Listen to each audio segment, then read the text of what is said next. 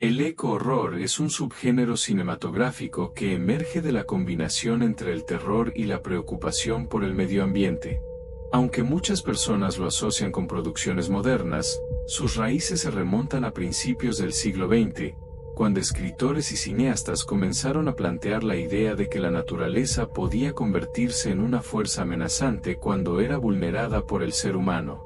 Películas tempranas de monstruos ya contenían elementos protoecológicos, insinuando que los desequilibrios provocados por la ciencia o la ambición humana podían generar criaturas incontrolables.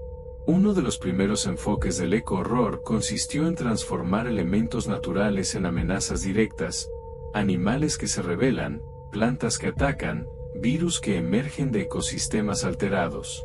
Sin embargo, el mensaje detrás de estas historias siempre apuntaba hacia un mismo lugar. Cuando la humanidad rompe el equilibrio natural, debe enfrentar las consecuencias.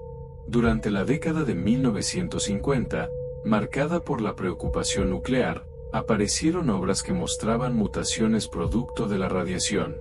Aunque no eran explícitamente ecológicas, contribuyeron a la idea de que la intervención humana podía corromper el entorno y desencadenar horrores. Más adelante, el movimiento ambientalista de los años 60 y 70 permitió que estas narrativas tomaran forma más definida, dando lugar a películas donde el antagonista no era un monstruo creado por accidente, sino la naturaleza misma respondiendo a años de abuso.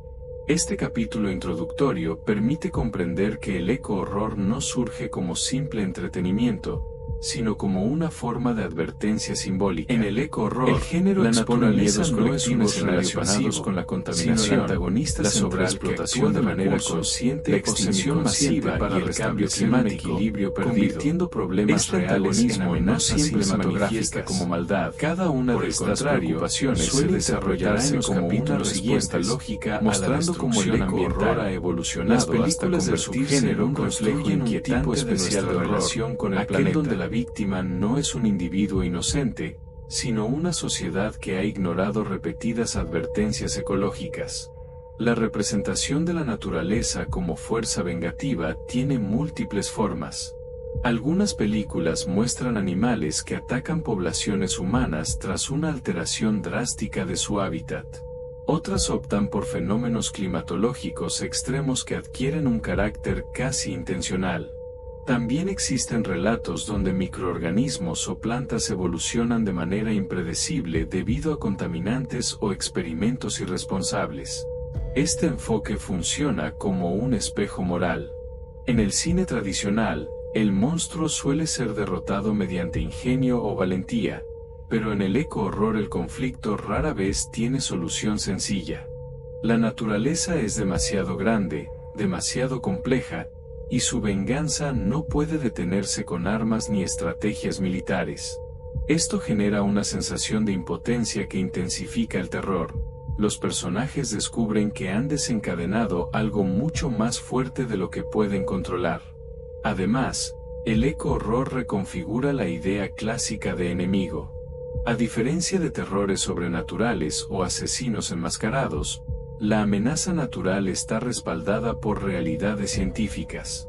Los incendios forestales, los huracanes, el cambio climático, las plagas y los brotes pandémicos son fenómenos que existen fuera del cine contemporáneo, lo que da al subgénero a medida que la ciencia confirma el calentamiento global. El espectador comprende que el horror no proviene de lo imposible para imaginar escenarios donde la naturaleza reacciona de forma extrema e incontrolable. Este capítulo establece la base del subgénero. No se limitan a exagerar los fenómenos meteorológicos, no es la naturaleza en sí, sino que muestran la relación ecológica del ser humano con ella a las sociedades humanas. Las películas que utilizan la crisis climática como eje central suelen representar tormentas devastadoras, inundaciones masivas, sequías interminables o el derretimiento acelerado de los polos. Sin embargo, el verdadero terror surge cuando estos eventos muestran su impacto en la vida cotidiana: ciudades sumergidas, ecosistemas destruidos, escasez de recursos y migraciones forzadas. Lo interesante del eco-horror climático es su capacidad para mezclar ficción con hechos reales. Muchas producciones incluyen datos científicos auténticos, Teorías sobre retroalimentaciones climáticas o referencias a eventos históricos como huracanes catastróficos o incendios fuera de control. Esto crea una sensación de verosimilitud que distingue al subgénero de otros tipos de terror más alejados de la realidad. Otra característica relevante es que estas películas suelen presentar un tono apocalíptico o postapocalíptico. La amenaza no proviene de un monstruo singular, sino de un sistema planetario entero que ha dejado de funcionar de manera estable. En estos relatos, la humanidad debe enfrentar su fragilidad, reconociendo que depende completamente de condiciones ambientales que antes daba por garantizadas. El eco-horror climático, uno de los ejes más reconocibles del eco-horror, es la rebelión animal, un motivo a través de sus imágenes impactantes del delicado equilibrio entre humanos y fauna. Estamos de estas escenarios parten de una premisa de fantasía desbordada, la intervención humana de proyecciones posibles y los ecosistemas, los animales pueden convertirse en agresores. El cine de terror se convierte en una herramienta para visualizar una anomalía aislada, inacción ambiental, sino como una respuesta directa a la explotación, la contaminación o la invasión de hábitats naturales. Este subtema del eco-horror adquirió gran popularidad en los años 70 con títulos emblemáticos que mostraban tiburones, aves, osos o incluso insectos atacando comunidades enteras. Aunque algunas producciones optaban por un tono más sensacionalista, muchas otras utilizaban la ficción para visibilizar problemas ecológicos reales, como la sobrepesca, la deforestación o la expansión urbana descontrolada. La rebeldía animal también permite explorar los límites de la soberbia humana.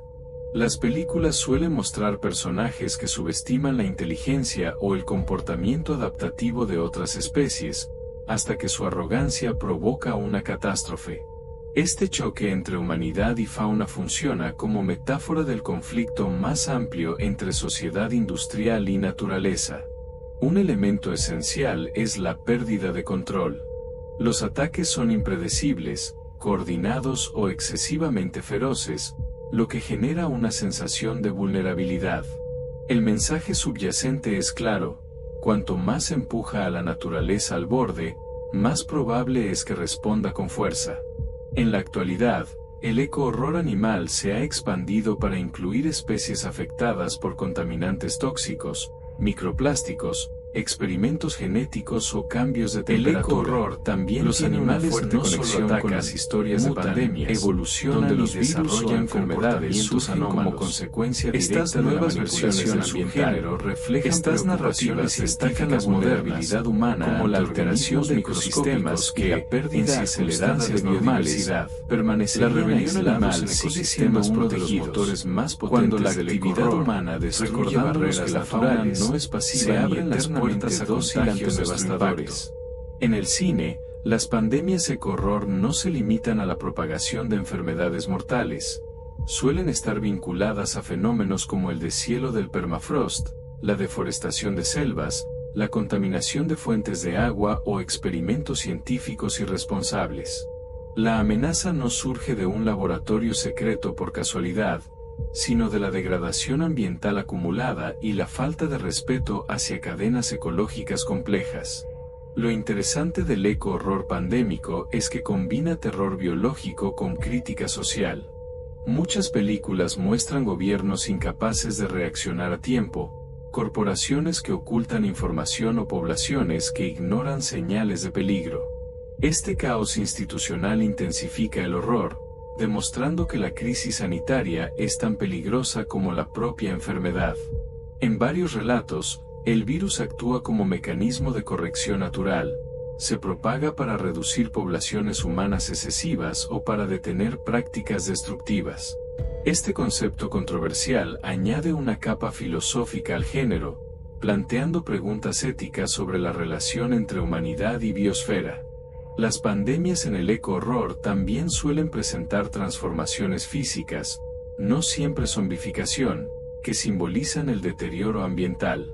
La pérdida de identidad, La mutación y la descomposición corporal reflejan la pérdida de equilibrio en el planeta. Las plantas desempeñan un papel fascinante dentro del eco-horror porque desafían eventos reales como la naturaleza como algo pasivo e inofensivo. Muchas producciones posteriores en estas historias adoptaron un tono más realista, transforma en un organismo protocolos sanitarios, inteligente o hospitalario depredador. Crisis económica. Este subtema se apoya en un hecho científico real. Se consolidó los ecosistemas vegetales son extremadamente precisamente a la contaminación, las variaciones climáticas y las alteraciones químicas, por lo que imaginar que la flora reaccione de forma agresiva no es tan descabellado.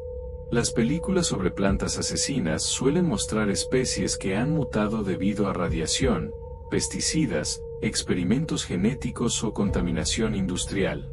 A través de su transformación, estas plantas desarrollan capacidades inesperadas, movimiento independiente, propagación acelerada, toxinas letales o incluso comportamientos que recuerdan a la inteligencia colectiva.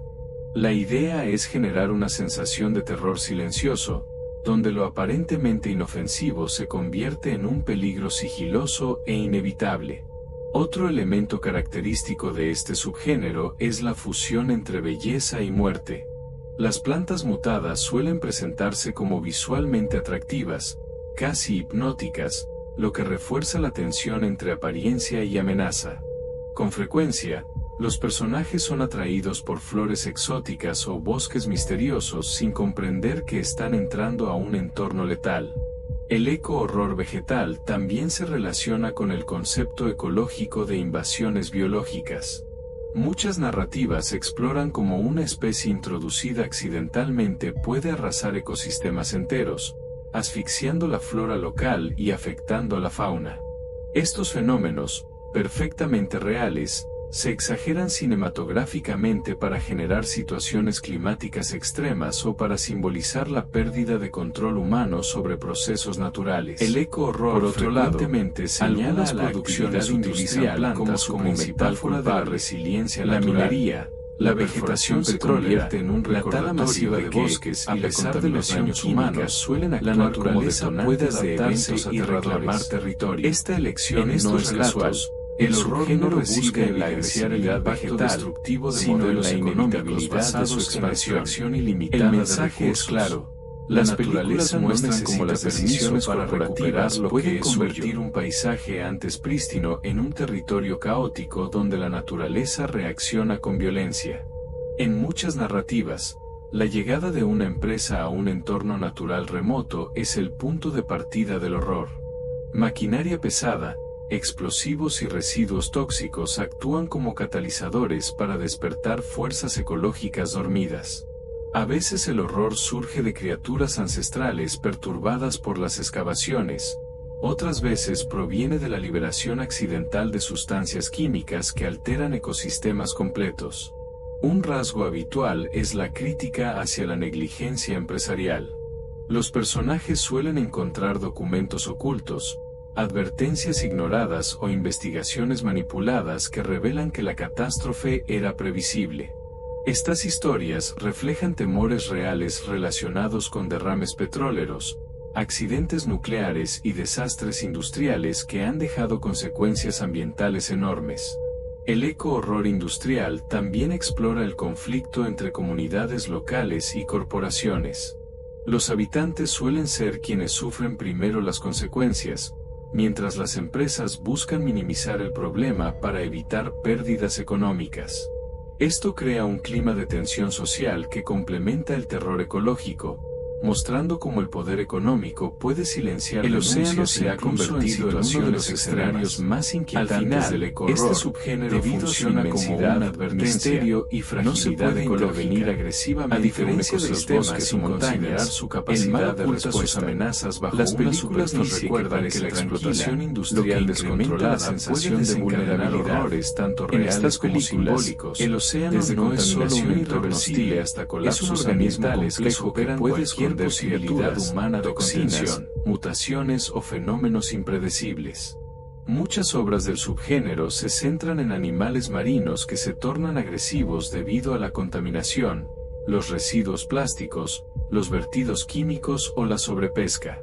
Tiburones, medusas y peces de aguas profundas ocupan roles protagónicos, no porque sean inherentemente violentos, sino porque han sido alterados por el impacto humano. El eco-horror acuático revela cómo los mares sufren silenciosamente, acumulando daño hasta que la reacción se vuelve destructiva. Otro tipo de narrativa marina se enfoca en virus o bacterias que emergen del fondo oceánico. Con el deshielo o la exploración petrolera, microorganismos atrapados durante milenios pueden liberarse, desencadenando epidemias o mutaciones. Estas historias se basan en posibilidades científicas reales, lo que aumenta su credibilidad y su potencial aterrador. El océano también sirve como metáfora del desconocimiento humano. A pesar de la tecnología moderna, gran parte de sus profundidades siguen sin explorar. El cine aprovecha esta incertidumbre mostrando entidades colosales, criaturas bioluminiscentes o fenómenos geológicos inesperados. El miedo no proviene únicamente de lo sobrenatural, sino de la confirmación de que la humanidad no comprende plenamente el ecosistema marino. Finalmente, el eco-horror oceánico destaca los bosques entre la aparente estabilidad del mar y la fragilidad de sus sistemas para el terror. Pero las eco-horror, las temperaturas y la biodiversidad están interconectadas. El bosque templado o incluso puede causar efectos en cadena. Representan espacios rebosantes de vida. Estas películas funcionan como advertencia ecológica. Recordando que lo que arrojamos al océano no es simplemente basura para petróleo o ruido, es un entorno que desaparece activamente, se transforma en una amenaza que tarde o temprano retorna. Recurrente es la transformación del bosque en un organismo unificado.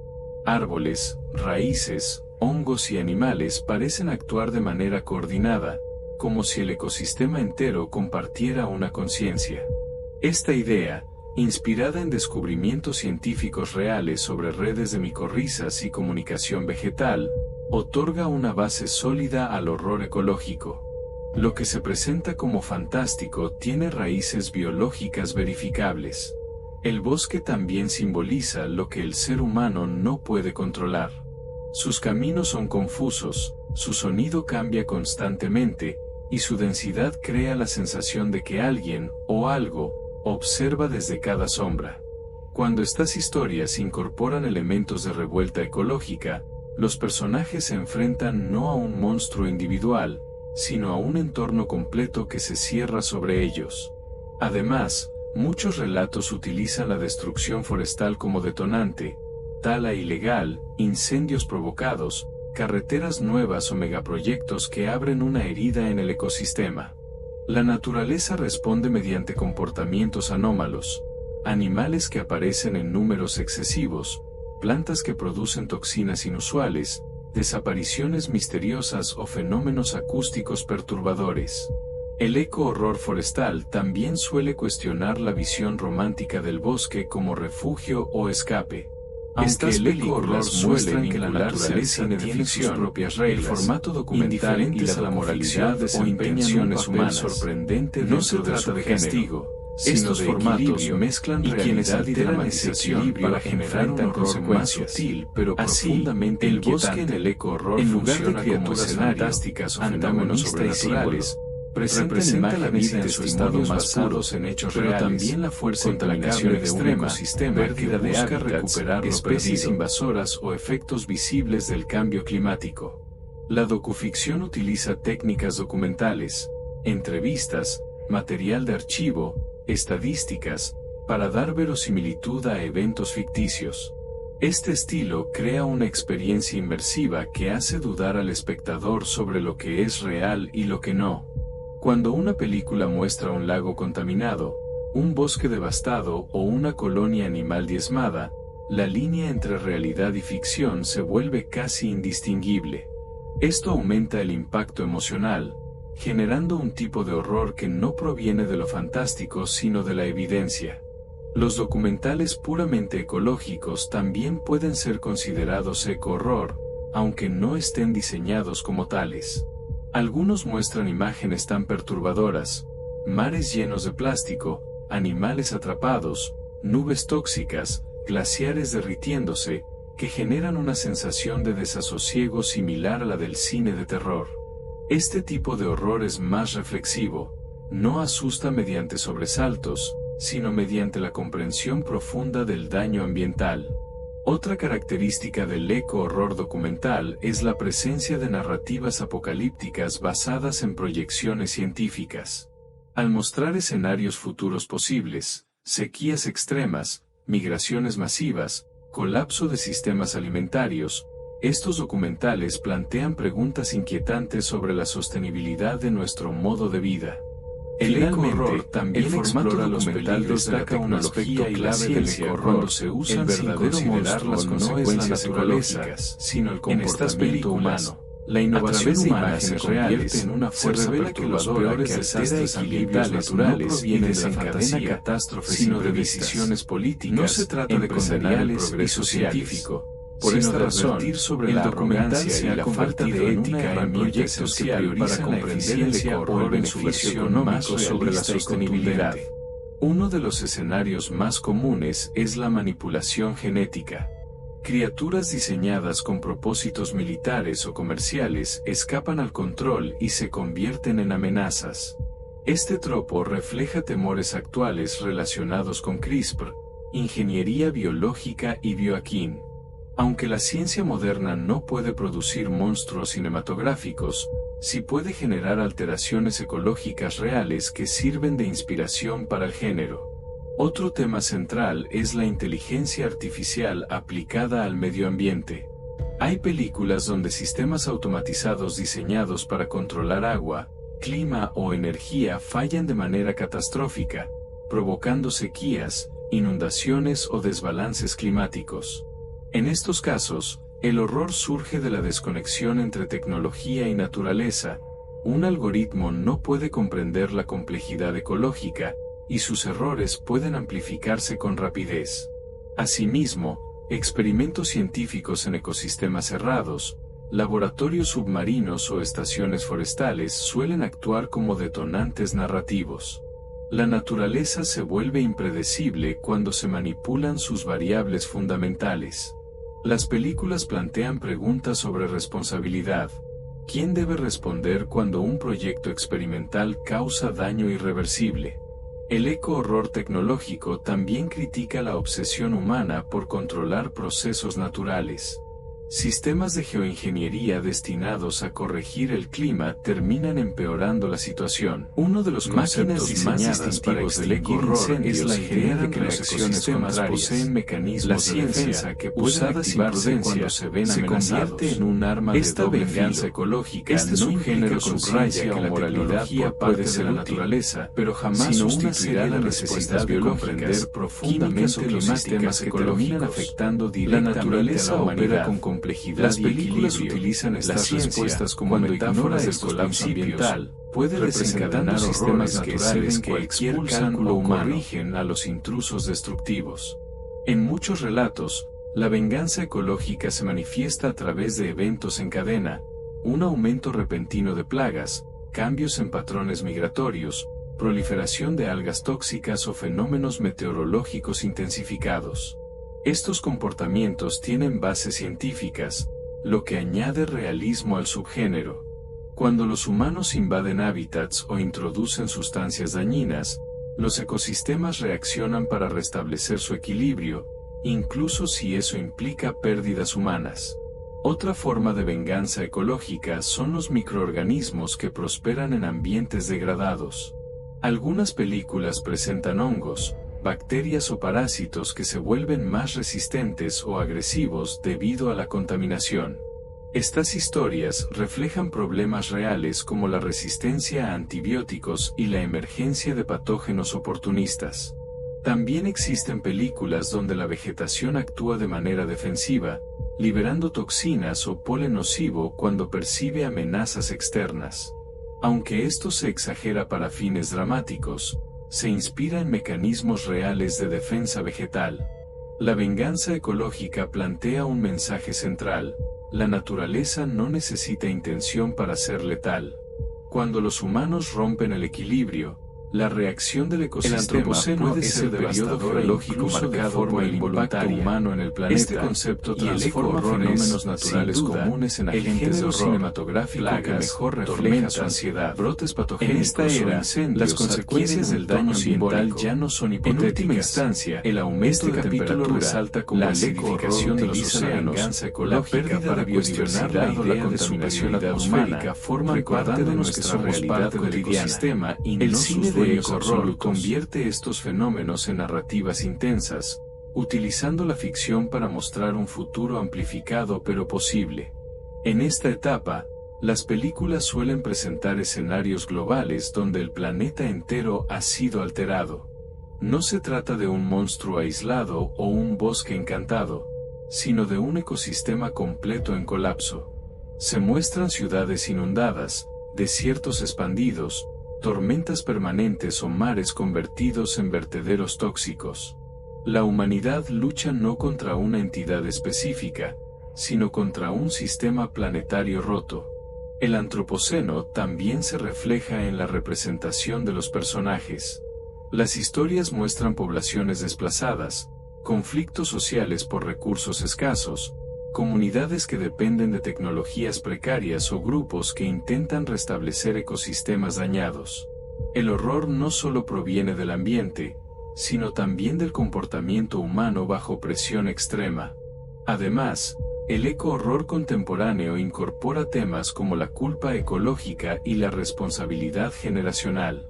Algunos personajes se sienten responsables por las decisiones de sus sociedades, otros niegan la realidad ambiental hasta que es demasiado tarde. Estas tensiones reflejan debates actuales sobre justicia climática y sostenibilidad. Finalmente, el antropoceno inspira una estética particular, problemas ambientales, paisajes devastados, también expone ciudades abandonadas, cielos amarillentos por la contaminación o en este subgénero de residuos. La crisis ecológica es inseparable como advertencia visual que prioriza recordándonos que los escenarios del eco-horror están más cerca de lo que las películas suelen mostrar como las decisiones del gobierno deja claro que no hace falta inventar se exacerbaban la propia realidad ambiental es mientras las comunidades más vulnerables cargan con las consecuencias. Una de las intersecciones más recurrentes es la desigualdad económica. En muchas narrativas, los sectores pobres viven más cerca de zonas contaminadas, ríos tóxicos o fábricas peligrosas. Cuando el horror ecológico estalla, son ellos quienes sufren primero y con mayor intensidad. Esto refleja una realidad global. La contaminación y el cambio climático afectan desproporcionadamente a poblaciones marginadas. El eco-horror también critica los discursos oficiales que minimizan o niegan problemas ambientales. Representa políticos que manipulan información, empresas que encubren desastres y científicos que son silenciados por advertir sobre riesgos inminentes. Esta dinámica crea un ambiente donde el verdadero villano no es la naturaleza, sino la negligencia y corrupción humana. Otra intersección importante es la relación entre colonialismo y ecología. Algunas películas muestran territorios indígenas devastados por empresas extractivas, o comunidades desplazadas para construir megaproyectos. El eco-horror revela la violencia estructural detrás de estas prácticas, mostrando cómo la pérdida de tierras tradicionales conduce a desequilibrios ecológicos y culturales. Incluso la cultura del consumo masivo se convierte en objeto de crítica. El desperdicio, la sobreproducción y la obsesión por la comodidad generan ambientes propicios para la aparición de fenómenos eco-adaptándose a nuevas preocupaciones ambientales. Cada acción individual contribuye a un desbalance colectivo. Es probable que las películas del subgénero exploren escenarios donde la inteligencia artificial gestiona ecosistemas, reflexión, donde la geoingeniería altera el terror ecológico o donde las conflictos por agua y alimentos se vuelven cotidianos. En un espejo incómodo de nuestras dinámicas sociales. Ser fantasía, recordándonos que las tendencias actuales que podrían intensificarse en las próximas décadas. Una dirección prometedora es el aumento de películas centradas en microorganismos y biología sintética. A medida que la ciencia profundiza en la manipulación genética, surgen temores sobre mutaciones imprevistas, fugas de laboratorio y cambios irreversibles en cadenas ecológicas. El eco-horror se alimentará de estas tensiones, presentando narrativas donde innovaciones bien intencionadas se convierten en amenazas. Otra tendencia será la ampliación del realismo. En lugar de criaturas desproporcionadas, surgirán historias que basan su horror en fenómenos observados actualmente: incendios imposibles de contener, mareas tóxicas, tormentas sin precedentes o invasiones de especies que prosperan en climas alterados. El terror radicará en su cercanía con la realidad científica. El eco-horror también adoptará perspectivas culturales diversas. Películas de regiones como América Latina, África o el sudeste asiático mostrarán horrores basados en problemáticas locales: minería ilegal, deforestación acelerada o explotación hídrica. Estas narrativas enriquecerán el subgénero al incluir cosmovisiones indígenas y conocimientos ancestrales sobre el territorio. Asimismo, se espera un impulso en formatos híbridos, como docuficciones interactivas o producciones que mezclan realidad aumentada con narrativas ecológicas. El objetivo será involucrar emocionalmente al espectador, haciéndolo sentir parte de la crisis ambiental. Finalmente, el futuro del eco-horror dependerá de la relación real que establezcamos con el planeta. Si la crisis ecológica se intensifica, el cine reflejará esa angustia con relatos cada vez más oscuros. Pero también existe espacio para historias donde la naturaleza y la humanidad encuentran formas de coexistir, ofreciendo un terror que, aunque inquietante, deje una puerta abierta a la esperanza.